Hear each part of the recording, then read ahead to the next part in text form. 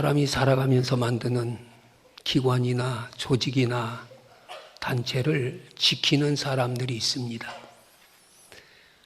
군대도 내무막사를 지키는 불침범이 있고 또 경비병이 있습니다. 부대를 지키는 경비병이 있습니다. 회사도 그 회사를 지키는 경비가 있고 국가의 중요한 단체일수록 또 경비가 삼엄합니다. 이름을 각기 다르게 부를 수 있어도 그들이 하는 일은 파수꾼의 일입니다. 그러기에 파수꾼의 책임은 매우 중요합니다. 오늘 본문의 배경은 포로 귀환 후에 이스라엘 백성들이 파수꾼을 세우고 성벽을 재건한 일과 관련이 됩니다. 이스라엘 사람들이 바벨론의 포로에 세방받아 예루살렘에 귀환한 후에 성벽을 재건합니다. 그러나 이방 사람들이 이를 방해하기를 시작합니다. 산발랏과 토비아와 아라비아 사람들이 침략을 해옵니다. 이때 이스라엘은 느헤미야를 중심으로 사람들을 두 때로 나누어 절반은 밤에 파수를 하게 했고 또 절반은 낮에 파수를 하게 했습니다.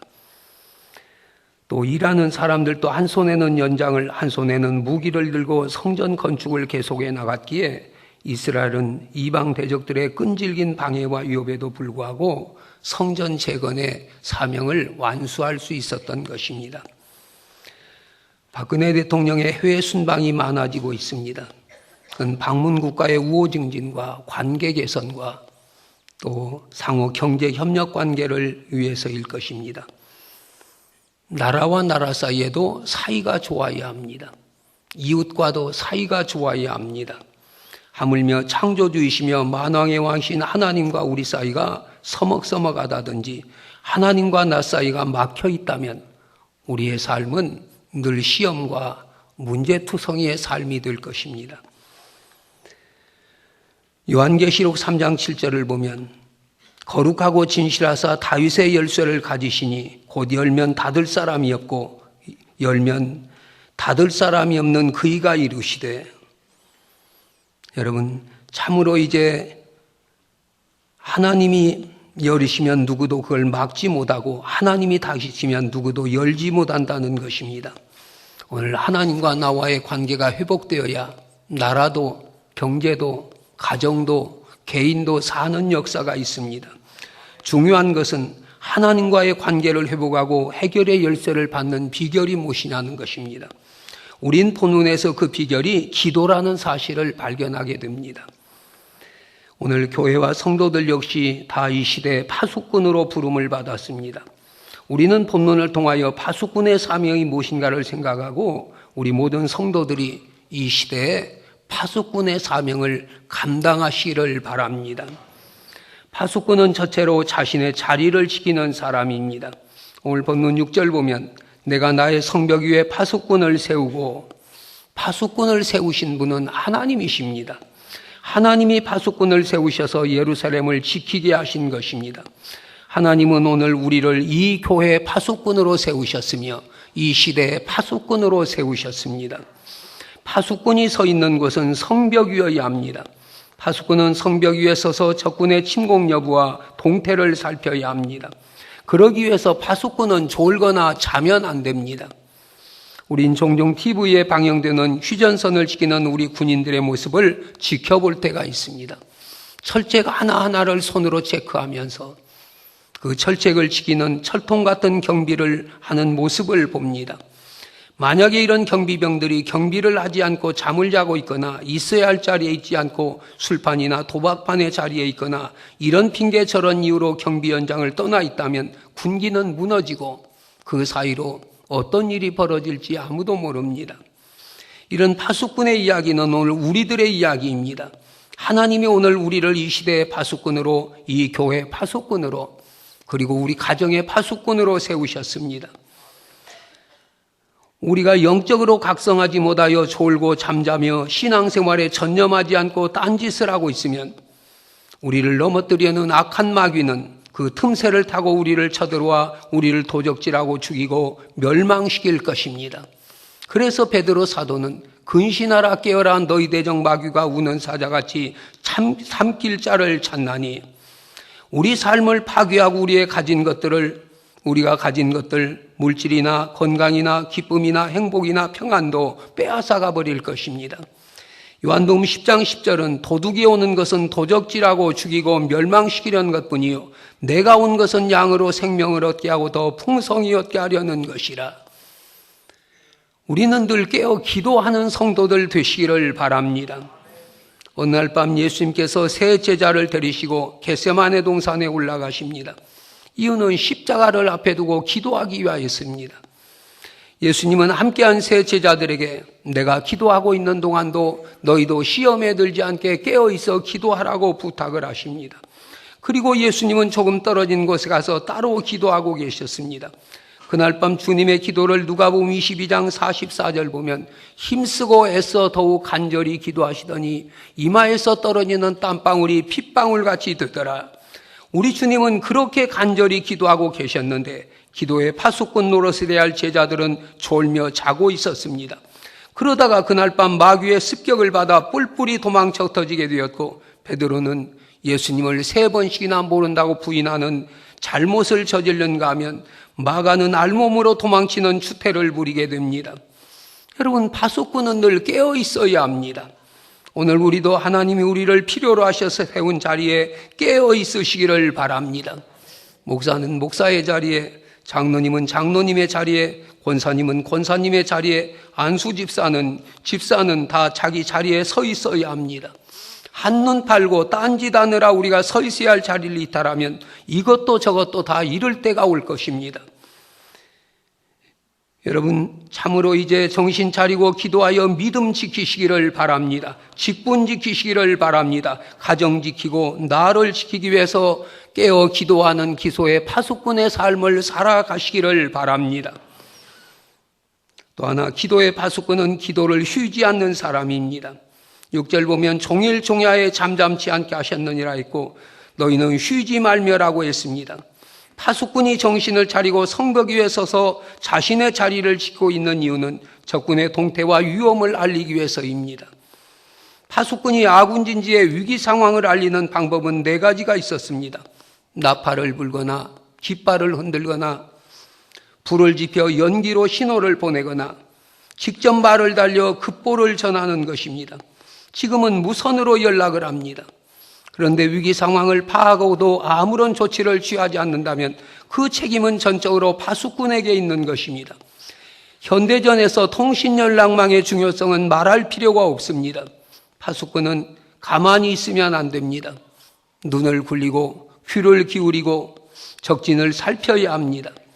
그리고 재빨리 모든 수단과 방법을 동원하여 긴급 실제 상황을 본부에 알려야 합니다. 마찬가지로 우리도 마찬가지입니다. 우리 삶의 동향을 하나님께 날마다 말씀드리시기를 바랍니다.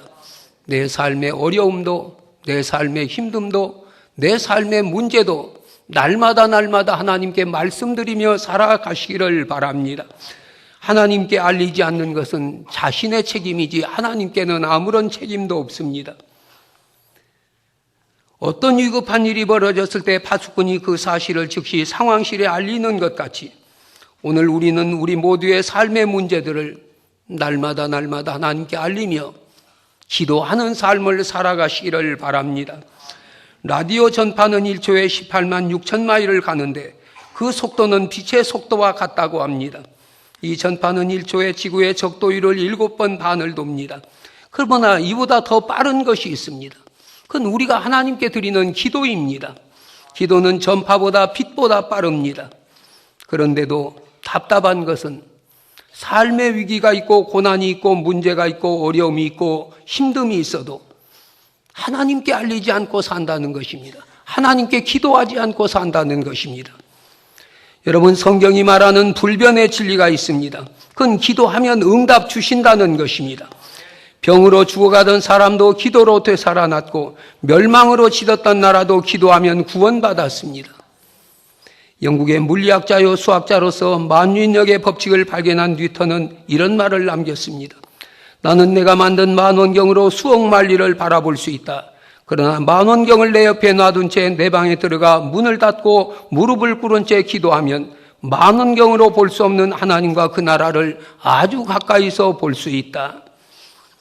여러분, 피곤하다고 힘들다고 어렵다고 고통스럽다고 기도를 쉬면 내 삶의 길은 열리지 않습니다.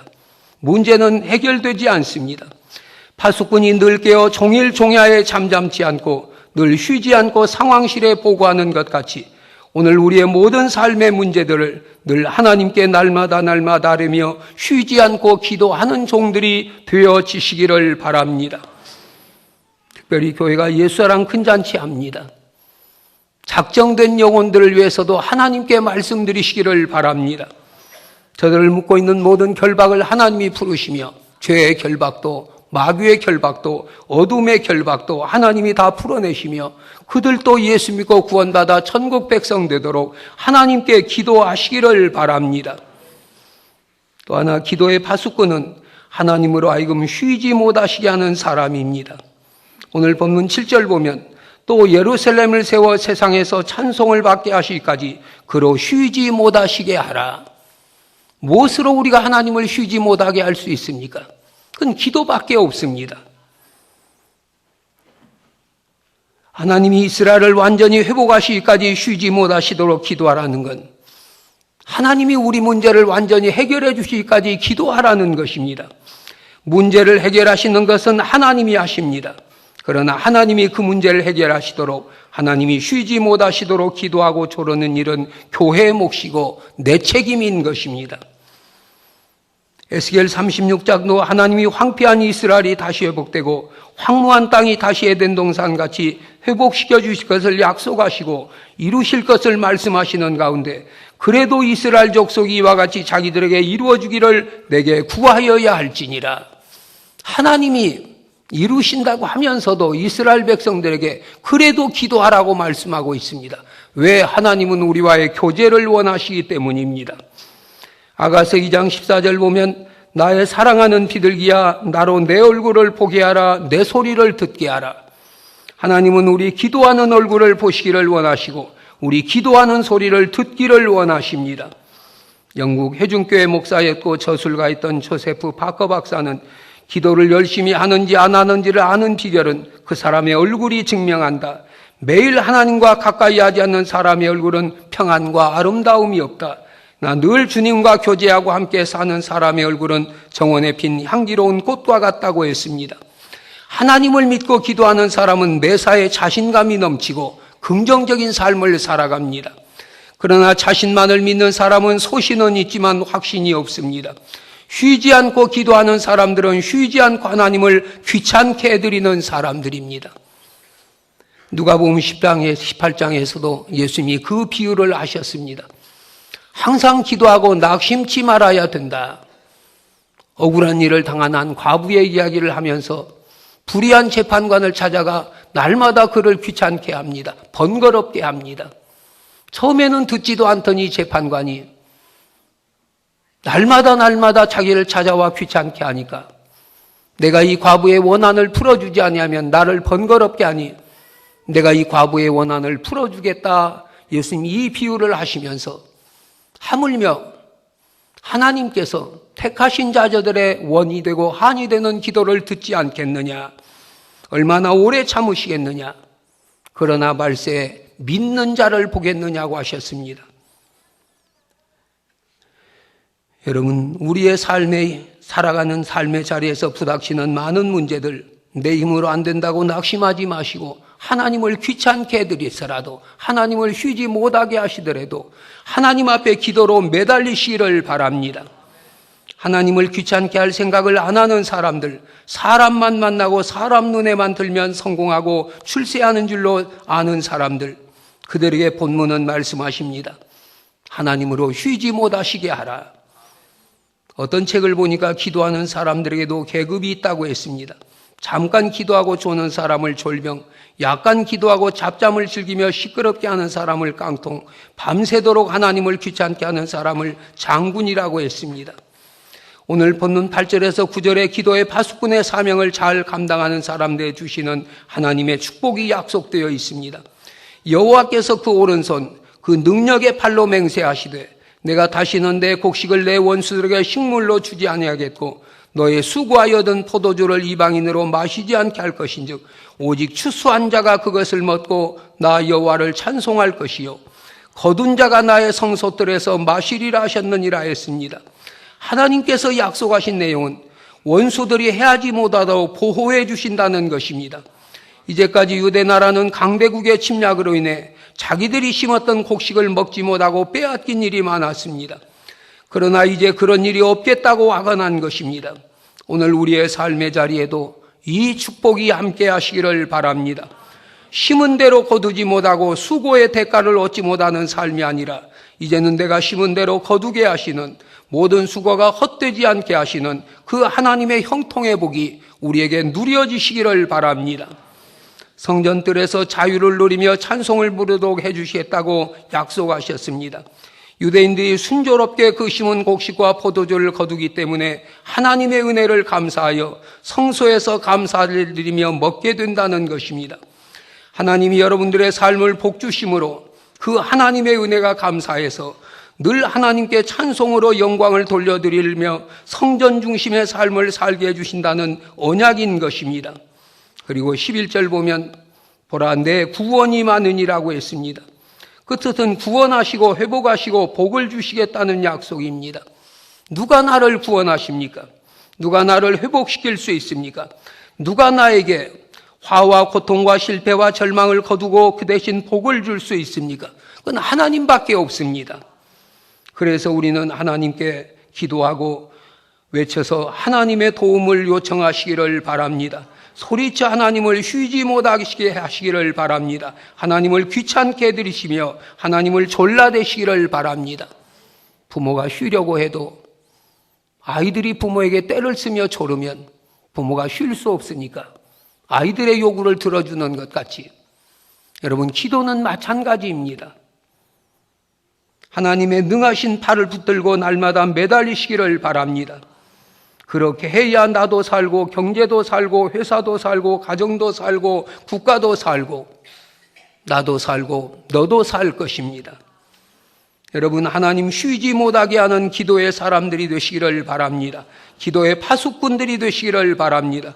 하나님이 세워주신 직분의 자리를 잘 지키며 종일종야로 쉬지 않고 기도하며 하나님으로 하여금 쉬지 못하시도록 늘 하나님께 기도하는 삶을 살아감으로 하나님께서 우리의 모든 문제를 이제 해결해 주시며 우리의 모든 것을 회복해 주시며 심은 대로 거두게 하시며 수고의 대가를 얻게 하시는 그 하나님의 은혜를 늘 감사하면서 사는 하나님의 종들 되시기를 주님의 이름으로